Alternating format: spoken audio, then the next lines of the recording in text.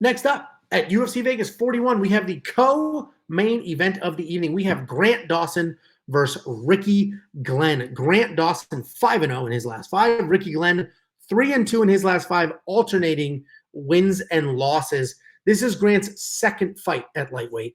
After coming up because of some weight issues, he looked really good in his last fight, which was his first fight at lightweight.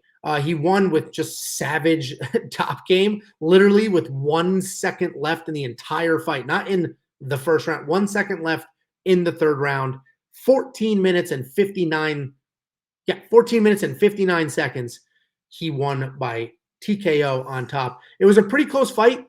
You could argue he was losing, but the scorecards did not have him losing. The scorecards had him winning, but I have seen people out there talking about, especially after the fight, that they thought he was losing and pulled off that win. He was not losing. He was about to win a decision on the judges' scorecard. He has a great ground game. He's absolutely relentless. He has good technical striking, but his clear advantage in this and almost all of his fights is his wrestling and his grappling. Ricky Glenn came back after a 3-year layoff, and he had an insane 30-second knockout. The good news is that he won. The bad news is that fighting for 30 seconds in 3 years still tells you nothing. You didn't get the cage time. You didn't get the comfort. You didn't shake off all the cobwebs. It's honestly kind of similar to when Conor came back, beat Cowboy as quickly as he did, and then got smoked by Poirier. So you could argue, you could argue that that was going to happen no matter what. But the reality is he didn't get the time in. He didn't get to figure that out. He didn't get to shake all that off. So Grant averages almost 4 takedowns per fight, and I don't see this one going any differently. Ricky Glenn, he's been plagued with injuries. When he does get out there, he stands tall. He marches forward. He stays out of the pocket.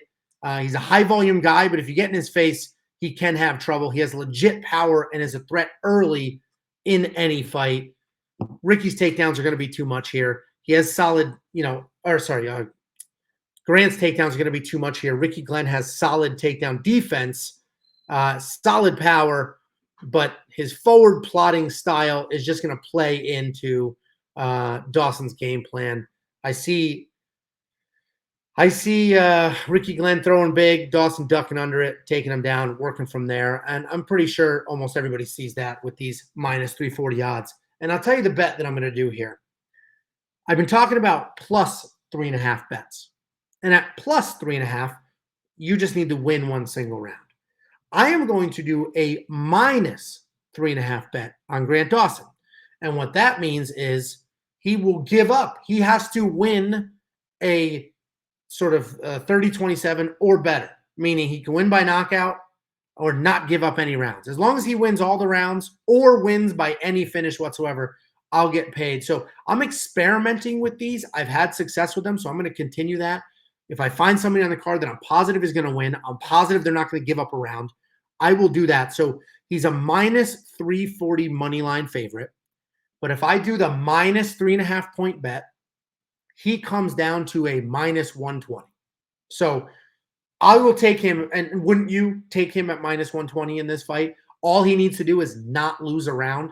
And I don't see that as a problem for him. So I like Grant Dawson to win here. I love him at $9,300. It's a ton of money. I do think he'll get that done. I'm going to go the less on the monkey knife fight line. Reality is Dawson could just pound away on top and make something happen. But I do like the less there. I think there'll be a lot of control on top, potentially a finish. Pretty cut and dry fight for me. wewantpicks.com/bets. Jump into the Bet Online promo and do that minus 3.5 bet and follow along.